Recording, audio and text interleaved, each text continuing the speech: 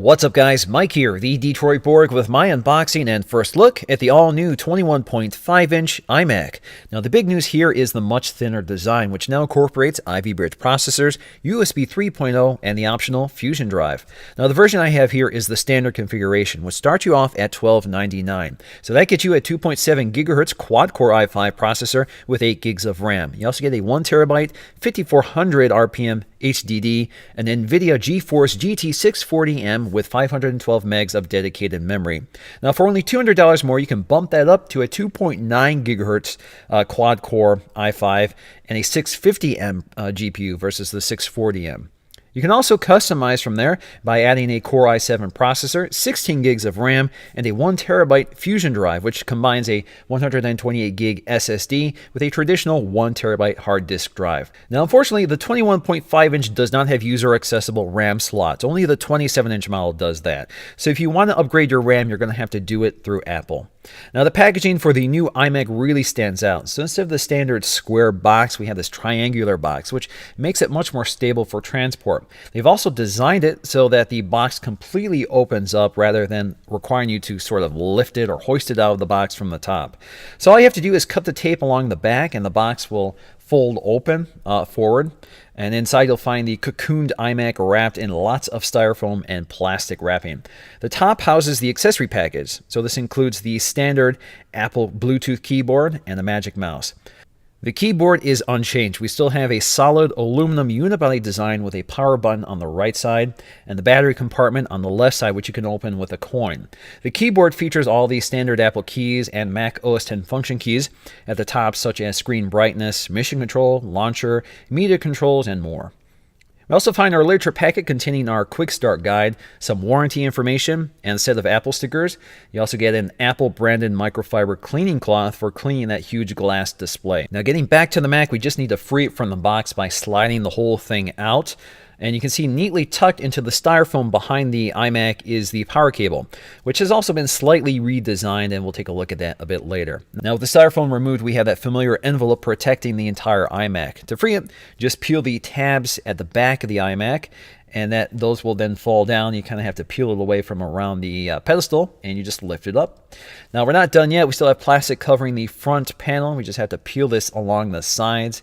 And once we're done with that, we can peel the entire plastic panel away. And also we have another panel or another piece of plastic protecting the pedestal. Now the standout design element is that 5mm thin bezel, which creates the illusion of a razor thin iMac. But as you can see along the back, you can see it sort of bows out, and that of course houses all of the computer components.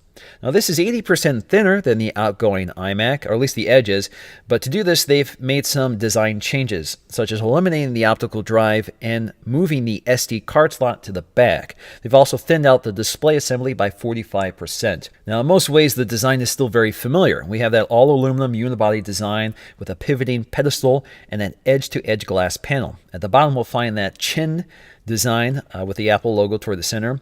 And like before, that chin houses the air vents and down-firing speakers. They're stereo speakers, left and right, which as you can see are milled into the edge of the bezel. And it's actually very nice to look at, even though you're probably not going to look at the bottom of the iMac too often. Now behind the pedestal you'll find the intake vent, or the air intake vent. Missing now from the previous generation is an air vent at the top of the display.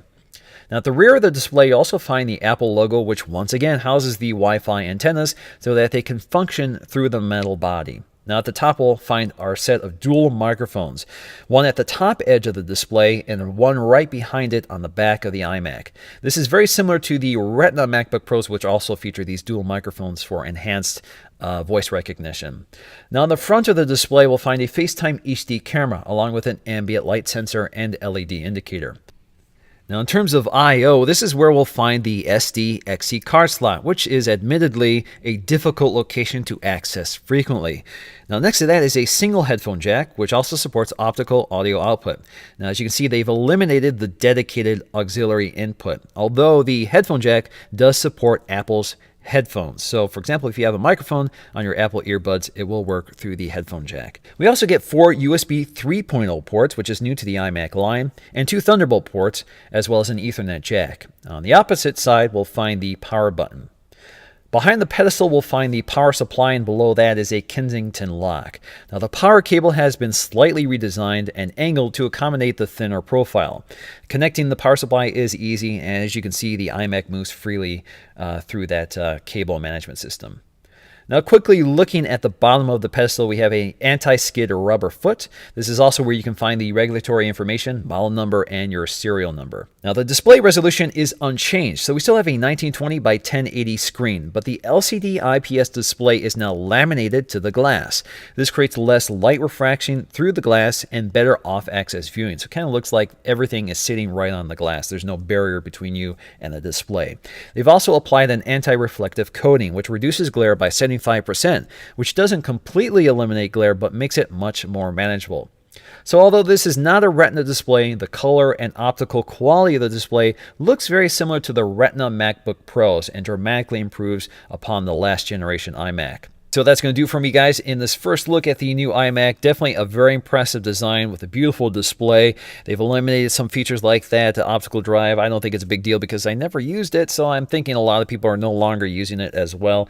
And I think the biggest issue for me is the positioning of the SD card slot, but I'm sure that's something I'll get used to. But at $12.99, I think this is a great value in the Mac lineup. So you get a great display, great design, a lot of features, impressive hardware. For $12.99, I think this is your best bargain. So that's going to do for me, guys, in this video. Thanks for watching, and I'll see you again in the next one.